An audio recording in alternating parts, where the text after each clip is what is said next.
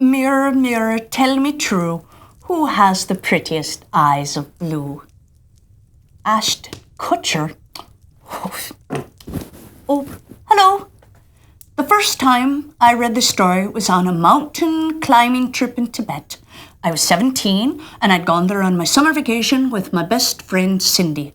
We'd heard that the wisest person in the world lived there on top of the mountain, and after a week of searching, we finally found him. He was very old, sat in a big chair, wore a turban made of gold threads, and I asked him, "What is the meaning of life, O wise one?" And he said, "Be kind to other people and make the world a better place."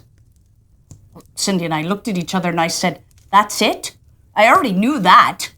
Well, he got all red in the face, threw down his turban and said, "Well, fine, you're so smart, you be the wisest person in the world." And he ran off crying.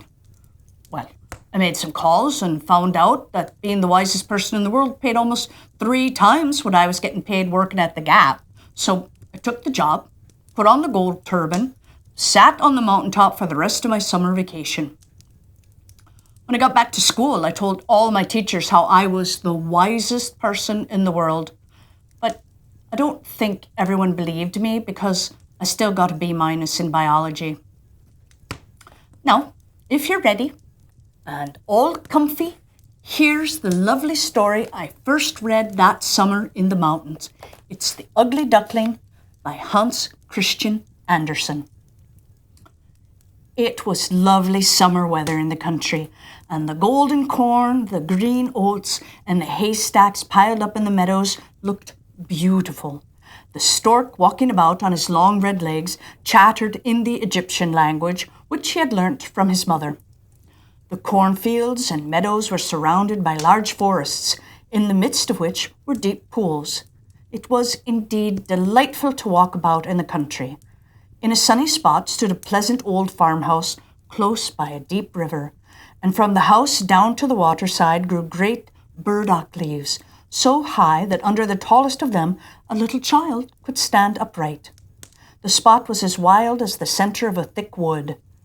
In this snug retreat sat a duck on her nest, watching for her young brood to hatch. She was beginning to get tired of her task, for the little ones were a long time coming out of the shells, and she seldom had any visitors. The other ducks liked much better to swim about in the river than to climb the slippery banks and sit under a burdock leaf to have a gossip with her. At length, one shell cracked, and then another, and from each egg came a living creature that lifted its head and cried, "Peep, peep." "Quack, quack," said the mother, and then they all quacked as well as they could and looked almost about them on every side at all the large green leaves. Well, their mother allowed them to look as much as they liked because green is good for the eyes. "How large the world is," said the young ducks, when they found how much more room they now had than when they were inside the eggshell. "Well, do you imagine that this is the whole world?" asked the mother. "Wait till you've seen the garden. It stretches far beyond that to the parson's field, but I have never ventured to such a distance. Are you all out?" she continued, rising. "No, I declare, the largest egg lies there still. I wonder how long this is to last. I'm quite tired of it." And she seated herself again on the nest. "Well, how's it getting on there?" asked an old duck who paid her a visit. "One egg is not yet hatched," said the duck. "It will not break, but just look at all the others. Are they not the prettiest little ducklings you ever saw? They are the image of their father, who is so unkind he never comes to see." "Well, let me see the egg that will not break," said the duck. "I have no doubt it's a turkey's egg. I was persuaded to hatch some once, and after all my care and trouble with the young ones, they were afraid of the water, and I quacked and clucked, but all to no purpose. I could not get them to venture in it. Let me take a look at the egg. Yes, that's a turkey egg. Take my advice, leave it where it is, and teach the other children to swim." "Oh, I think I'll sit on it a little while longer," said the duck. "As I've sat so long already, a few days will be nothing." "Well, please yourself," said the old duck, and she went away. At last the large egg broke, and a young one crept forth, crying, "Peep, peep." It was very large and ugly. The duck stared at it and exclaimed, "It is very large and not at all like the others. I wonder if it really is a turkey." "We shall soon find out. However, when we go to the water, it must go in if I have to push it in myself." On the next day, the weather was delightful, and the sun shone brightly on the green burdock leaves. So the mother duck took her young brood down to the water and jumped in with a splash. "Quack, quack," cried she, and one after another the little ducklings jumped in. The water closed over their heads, but they came up again in an instant and swam about quite prettily, with their legs paddling under them as easily as possible. And the ugly duckling was also in the water, swimming with them. "Oh," said the mother, "this is not a turkey. How well he uses his legs and how upright he holds himself. He is my own child, and he's not so very ugly after all, if you look at him properly. Quack, quack, come with me now. I'll take you into grand society and introduce you to the farmyard, but you must keep close to me or you may be trodden upon, and above all, beware of the cat." When they reached the farmyard, there was a great disturbance. 2 families were fighting for an eel's head, which, after all, was carried off by the cat. "See, children, that is the way of the world," said the mother duck, wetting her beak, for she would have liked the eel's head herself. "Come now, use your legs and let me see how well you can behave. You must bow your heads prettily to that old duck yonder. She is the highest born of them all and has Spanish blood, therefore she is well off. Don't you see she has a red flag tied to her leg, which is something very grand and a great honor for a duck.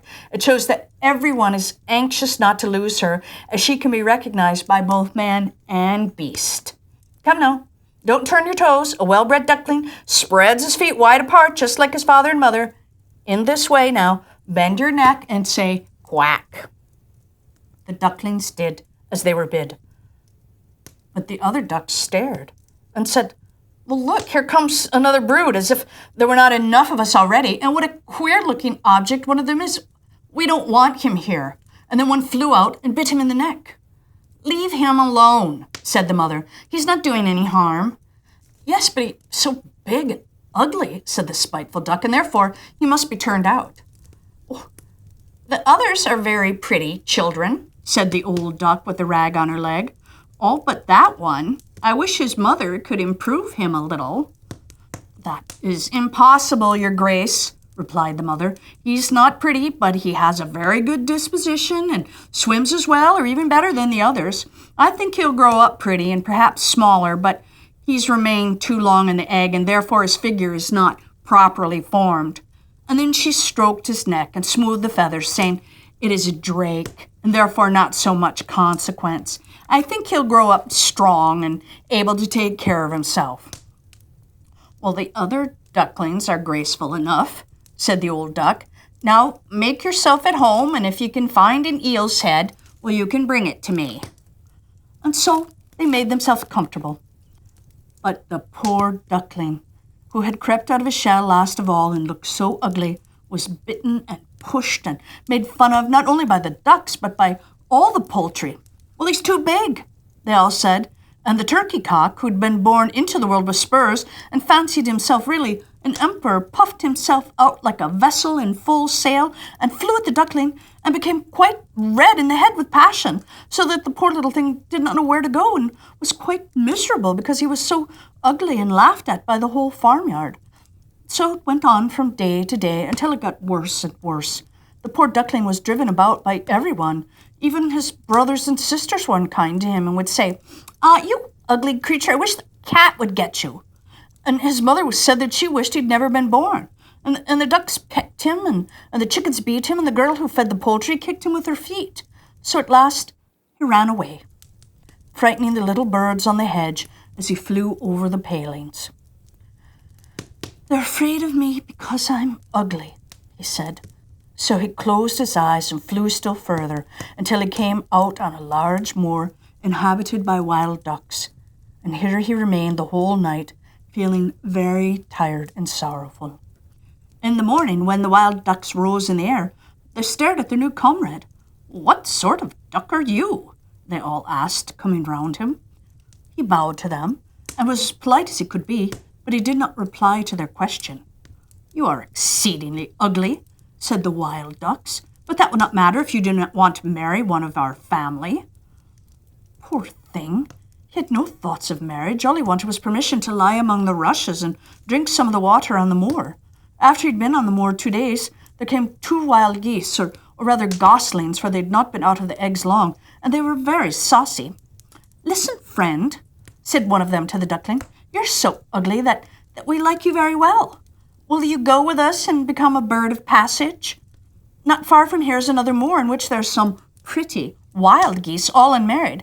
It's a chance for you to get a wife. You may be lucky, ugly as you are." Pop, pop, sounded in the air, and the 2 wild geese fell dead among the rushes, and the water was tinged with blood. Pop, pop, echoed far and wide in the distance, and whole flocks of wild geese rose up from the rushes. The sound continued from every direction, for the sportsmen surrounded the moor, and some were even seated on branches of trees overlooking the rushes. The blue smoke from the guns rose like clouds over the dark trees, and as it floated away across the water, a number of sporting dogs bounded in among the rushes, which bent beneath them wherever they went. Oh, they terrified the poor duckling. He turned away his head to hide it under his wing, and at the same moment a large, terrible dog passed quite near him. His jaws were open, his tongue hung from his mouth, and his eyes glared fearfully. He thrust his nose close to the duckling, showing his sharp teeth, and then, splash, splash, he went into the water without touching him. "Oh," sighed the duckling, "how thankful I am for being so ugly. Even a dog will not bite me." And so he lay quite still while the shot rattled through the rushes, and gun after gun was fired over him. It was late in the day before all became quiet, but even then the poor young thing did not dare to move. He waited quietly for several hours, and then, after looking carefully around him, hastened away from the moor as fast as he could. He ran over field and meadow till a storm arose, and he could hardly struggle against it. Towards evening, he reached a poor little cottage that seemed ready to fall. It just couldn't decide which side to fall to first. So the storm continued violently, and the duck could go no further. So he sat down by the cottage, and then he noticed that the door was not quite closed in consequence of one of the hinges having given away. There was therefore a narrow opening near the bottom, large enough for him to slip through, which he did very quietly, and got a shelter for the night. A woman, a tomcat, and a hen lived in this cottage. The tomcat, whom the mistress called "my little son," was a great favorite. He could raise his back and purr, and could even throw out sparks from his fur if it were stroked the wrong way. The hen had very short legs, so she was called Chicky Shortlegs. She laid good eggs, and her mistress loved her as if she had been her own child. In the morning, the strange visitor was discovered, and the tomcat began to purr, and the hen to cluck. "Oh, what is that noise about?" said the old woman, looking round the room. But her sight was not very good. Therefore, when she saw the duckling, she thought it must be a fat duck that had strayed from home. "Oh, what a prize!" she exclaimed. "I hope it's not a drake, for then I shall have some duck eggs. I must wait and see." And so the duckling was allowed to remain on trial for 3 weeks. But there were no eggs. Now, the tomcat was master of the house, and the hen was mistress, and they always said, "we and the world," for they believed themselves to be half the world, and the better half too. The duckling thought that others might hold a different opinion on the subject, but then the hen would not listen to such doubts. "Can you lay eggs?" she asked. "No." "Well, then have the goodness to hold your tongue." "Well, can you raise your back, or purr, or throw out sparks?" said the tomcat. "No." "Well, then you have no right to express an opinion when sensible people are speaking." So the duckling sat in a corner, feeling very low-spirited, till the sunshine and the fresh air came into the room through the open door, and then he began to feel such a great longing for a swim in the water that he could not help telling the hen. "Well, what an absurd idea," said the hen. "You've nothing else to do. Therefore you have foolish fancies. Well, if you could purr or lay eggs, they would pass away." "But it's so delightful to swim about on the water," said the duckling, "and so refreshing to feel it close over your head while you dive down to the bottom." "Delightful, indeed," said the hen. "Why, you must be crazy. Ask the cat. He's the cleverest animal I know. Ask him how he would like to swim about on the water or to dive under it, for I will not speak of my own opinion or ask our mistress, the old woman. There's no one in the world more clever than she is. Do you think she would like to swim or to let the water close over her head?" You don't understand me," said the duckling. We don't understand you? Well, who can understand you, I wonder? I mean, do you consider yourself more clever than the cat or the old woman? I will say nothing of myself. I mean, don't imagine such nonsense, child, and thank your good fortune that you've been received here and you're in a warm room and in society which you may learn something from. But you're a chatterer, and your company's not very agreeable. Believe me, I speak only for your own good. I may tell you unpleasant truths, but that is a proof of my friendship. I advise you, therefore, to lay eggs and learn to purr as quickly as possible." "I believe I must go out into the world again," said the duckling. "Yes, do," said the hen. And so the duckling left the cottage and soon found water in which it could swim and dive, but was avoided by all other animals because of its ugly appearance. Autumn came, and the leaves in the forest turned to orange and gold. Then, as winter approached, the wind caught them as they fell and whirled them in the cold air. The clouds, heavy with hail and snowflakes, hung low in the sky, and the ravens stood on the ferns, crying, "Croak, croak." It made one shiver with cold to look at them. All of this was very sad for the poor little duckling. One evening, just as the sun set amid radiant clouds, there came a large flock of beautiful birds out of the bushes. The duckling had never seen anything like them before.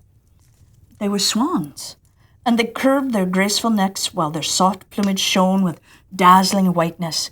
They uttered a singular cry as they spread their glorious wings and flew away from those cold regions to warmer countries across the sea.